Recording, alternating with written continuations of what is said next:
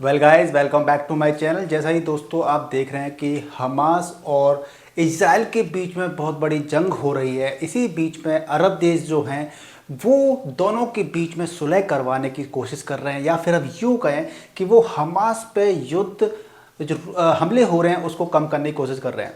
Hamas और Israel में जारी जंग को रोकने के लिए अरब देश लगातार बैठकें कर रहे हैं, लगातार मिल रहे हैं। और जो बुधवार को भी क्या हुआ था कि 22 देशों के संगठन यानी कि अरब लीग ने मिस्र के कायरो में सदस्य देशों के साथ में एक आपातकालीन बैठक बुलाई थी, जिसमें बातें की थी।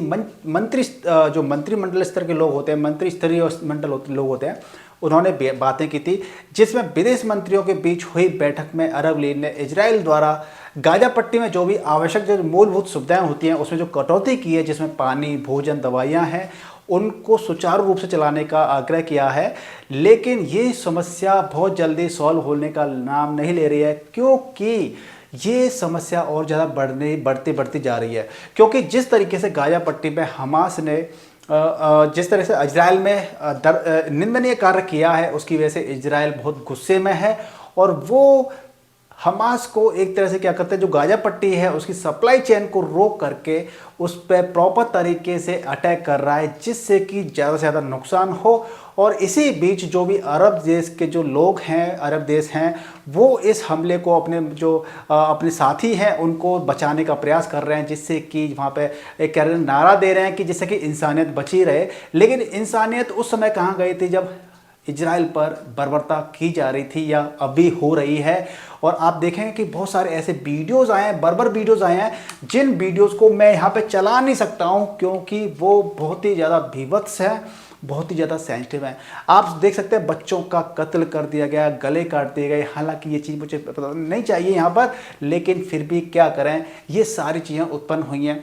अब उसका रिटेलिएट तो इजराइल कर रहा है, लेकिन इसी के बीच में अब क्या आगे होगा ये भी जानने वाली बात है। इसी के साथ क्या किया है कि अरब लीग ने गाजा पट्टी पर जो घेराबंदी की है उसकी बहुत बड़ी जो नाकाबंदी की है उसकी बहुत बड़ी निंदा की है, और इजराइल से कहा है कि गाजा की जो बिजली आपूर्ति है, पानी की जो कटौती की है, उस पर पुनर्विचार किया जाए और ये सारी सुविधाओं को बहाल किया जाए। शनिवार को भी हमास द्वारा इजराइल के शहर पर रॉकेट दागे गए हैं, जिसकी वजह से इजराइल की सेना ने गाजा पट्टी पर खास तौर पर हमास के ठिकानों पर बम बरसा रही है लगातार।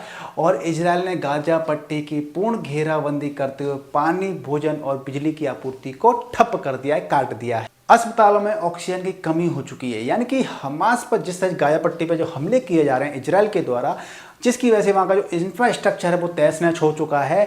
और इसकी वजह से क्या हो रहा है कि जो भी हमले किए जा रहे हैं हमास पर यानी कि गाजा पट्टी पर, तो जिसकी वजह से क्या हो रहा है कि वहाँ के अस्पताल हैं, वहाँ का जो बिजनेस है, व्यवसाय है, दुकानें हैं, वो काफ़ी प्रभावित हुई हैं।